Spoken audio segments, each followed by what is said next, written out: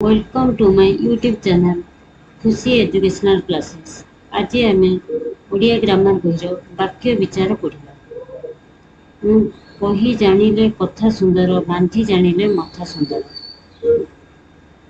एठी लक्ष्य कले कौन बांधिबा जणा थिले मथा जेमती सुंदर दिसे कहिबा जणा थिले कथा सेमती सुंदर लागे। साधारण कथाटी को कही जानले खूब सुंदर जणा जाए। मनोभाव को आमर वचन द्वारा प्रकाश करा जाए। एथिपाई केतोटी अथवा स्थल विशेष अनेक शब्द आम व्यवहार करूँ। पुणी शब्द को शब्द खंजा खंजी करी कथबार्ता करूँ। या फल कहवा बा भाव प्रकाश करने सहज हुए। आम लक्ष्य करवा कौन वाक्य सब अच्छी। अरुण काली एटा वक्तव्यटा कौन संपूर्ण हलानी। गछरे चढ़ी आंब तोलिला यह मनर भाव को पूर्ण रूपे प्रकाश करुँची।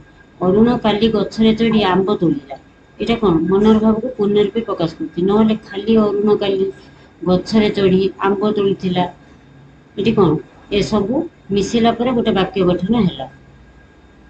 तू खाइचु तू अलग हेले खाइचु दुईटी पद उत्तर है हाँ हाँ है गोटे पद। तेणु आम वाक्य कहले कौन बुझती एक बा एकाधिक पद मिलित होई मनर भाव को संपूर्ण रूपे प्रकाश कले एक वाक्य कहते।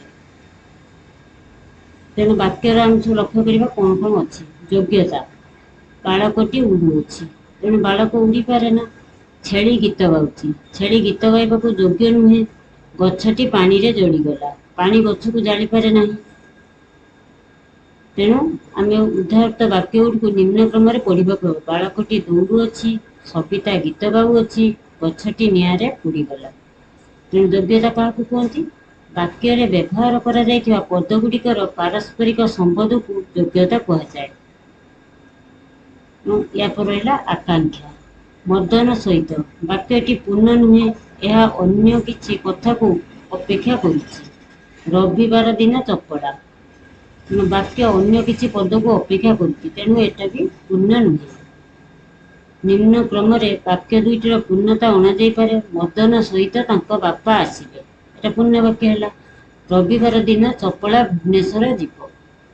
तेणु आकांक्षा क्या कहती वाक्य थिबा गोटे पद अन्य पद गुड़िकर अर्थबोधता अपेक्षा कले ताको आकांक्षा कहुए। तेणु गोटे वाक्य अन्य वाक्य को जो अपेक्षा करता आकांक्षा कहुए। तेणु आसती कौन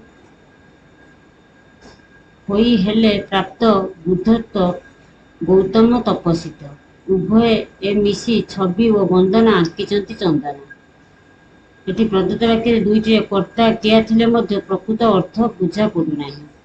उभय वाक्य पदगुड़िक जहाँपर जी रहा आवश्यक सेपरी होना सब असजड़ा हो रही। पदगुड़िक सजाई लेखागले वाक्य दुईटे गौतम तपस्वित हुई बुद्धत्व प्राप्त कले। चंदना और वंदना उभय मिसी ए छवि आंकिचंती। तेणु पद विन्यास कौन कहती वाक्य थिबा पद योजना बा सौंदर्य होउची आसती। तेणु आसती क्या कहुए वाक्य थिबा पद योजना बा सौंदर्य होउची आसती। ये असजड़ा था सजाड़ी लिखा यह द्वारा कहा पर केउ पद रहिले ताहा वाक्यर भाव को स्पष्ट भाव में प्रकाश करिबो ताहा बुझा जाए। आसती को मध्य पद विन्यास कहुए। तेणु वाक्यांश कौन हरिहर कथा शुणी माँ घंटा बाजिला अथच पिला माने। उदाहृत वाक्य द्वय संपूर्ण नुहति एगुड़िक संपूर्ण करने अन्य केतोटी पदर आवश्यकता अच्छी।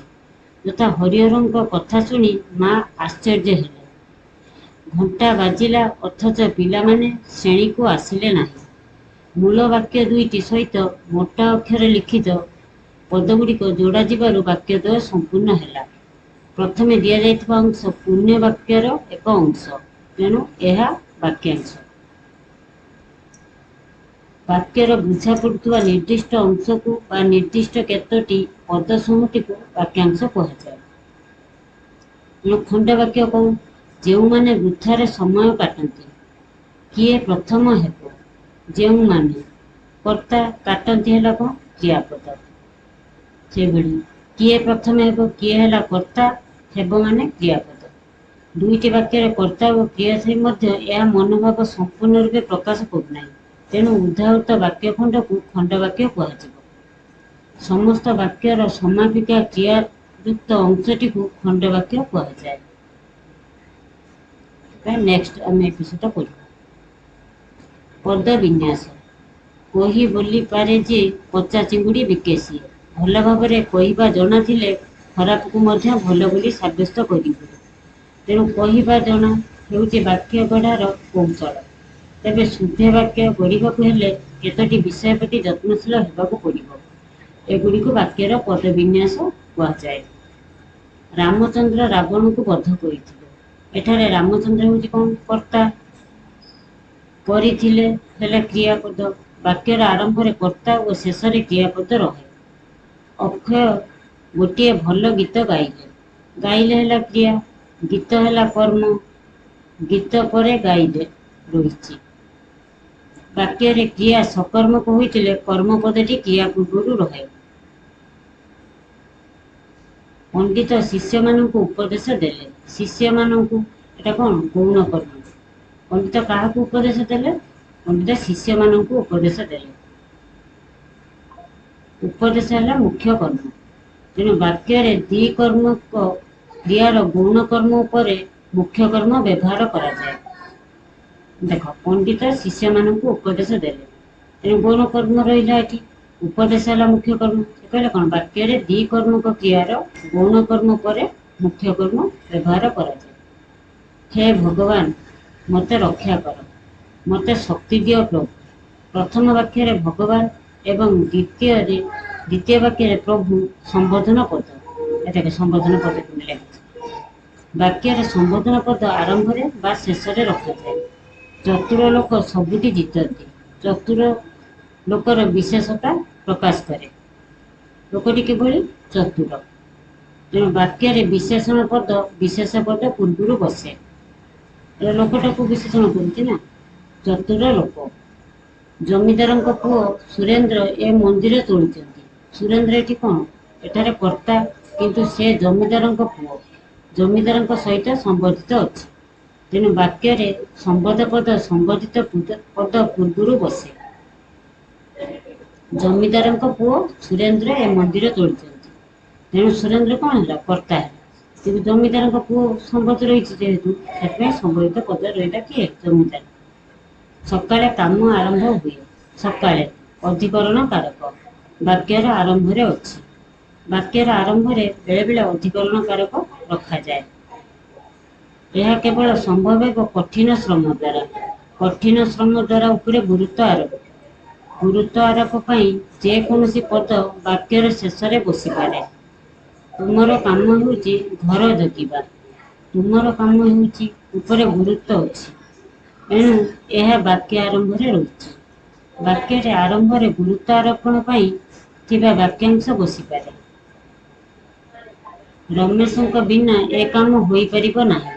ଏଠାରେ ବିନା ହେଲା ଅବ୍ୟୟ ପଦ ଓ ଏହା ରମେଶଙ୍କ ସହିତ ସମ୍ବନ୍ଧିତ। ବାକ୍ୟରେ ପଦାନ୍ୱୟ ଅବ୍ୟୟ ସମ୍ବନ୍ଧିତ ପଦର ପରେ ବ୍ୟବହୃତ ହୁଏ। ବାପା ଜେଜେଙ୍କର ଓ ଜେଜେମାଙ୍କର ଯତ୍ନ ନିଅନ୍ତି। ତେଣୁ ବାପା ଜେଜେଙ୍କର ଯତ୍ନ ନିଅନ୍ତି, ଜେଜେମାଙ୍କର ଯତ୍ନ ନିଅନ୍ତି। ବାକ୍ୟରେ ବିଭିନ୍ନ ବ୍ୟକ୍ତିଙ୍କର ସମ୍ବନ୍ଧ ବୁଝାଇବାକୁ ହେଲେ ପ୍ରତ୍ୟେକ ସମ୍ବନ୍ଧ ସହ ବିଭକ୍ତି ଯୁକ୍ତ ହୁଏ। ତେଣୁ ପ୍ରଥମଟା କ'ଣ? ଚନ୍ଦ୍ରମୋହନ କଟକ ଗଲା ନାହିଁ। କାଲି ତମେ ଘରେ ନଥିଲ। ପ୍ରଥମ ବାକ୍ୟରେ ନାହିଁ, ଗଲା ପରେ ଓ ଦ୍ୱିତୀୟ ବାକ୍ୟରେ ନଥିଲ ପୂର୍ବରୁ ବସିଛି। ବାକ୍ୟରେ ନାହିଁ ବା ନାହିଁ ସଂଯୁକ୍ତ ପଦ କ୍ରିୟାପଦ ପରେ ବସେ ଓ ନ କ୍ରିୟାର ପୂର୍ବରୁ ବସେ। ଦେଖ, ଏଠି କାଲି ତୁମେ ଘରେ ନଥିଲ, ଏଠି କ୍ରିୟାପଦ ପୂର୍ବରୁ ନ ବସିଲା। ଚନ୍ଦ୍ରମୋହନ କଟକ ଗଲା ନାହିଁ, ନାହିଁଟା କ'ଣ? କ୍ରିୟାପଦ ପରେ ବସିଲା। ରାଘବ ସୁଦାମକୁ ବେତରେ ପିଟିଲେ। ରାଘବ ବେତରେ ସୁଦାମକୁ ପିଟିଲେ। ବାପା ଗୋପାଳକୁ ବହିଟିଏ ଦେଲେ। ବାପା ବହିଟିଏ ଗୋପାଳକୁ ଦେଲେ। ନରେଶ ବ୍ୟବସାୟରୁ ବହୁତ ରୋଜଗାର କରୁଛି। ନରେଶ ବହୁତ ରୋଜଗାର ବ୍ୟବସାୟରୁ କରୁଛି। ମିତା ଶିକ୍ଷକଙ୍କୁ ଘରେ ଦେଖା କଲା। ମିତା ଘରେ ଶିକ୍ଷକଙ୍କୁ ଦେଖା କଲା। ବାକ୍ୟରେ କରଣ, ସମ୍ପାଦନ, ଅପାଦାନ ଓ ଅଧିକରଣ କାରକର ପଦର କର୍ମର ପରେ ବା ପୂର୍ବରୁ ବ୍ୟବହୃତ ହୋଇପାରେ। ଯଦି ଭିଡ଼ିଓଟି ଭଲ ଲାଗିଥିବ ତାହେଲେ ଲାଇକ୍ ସେୟାର ସବସ୍କ୍ରାଇବ୍ କରିବେ। Thank you.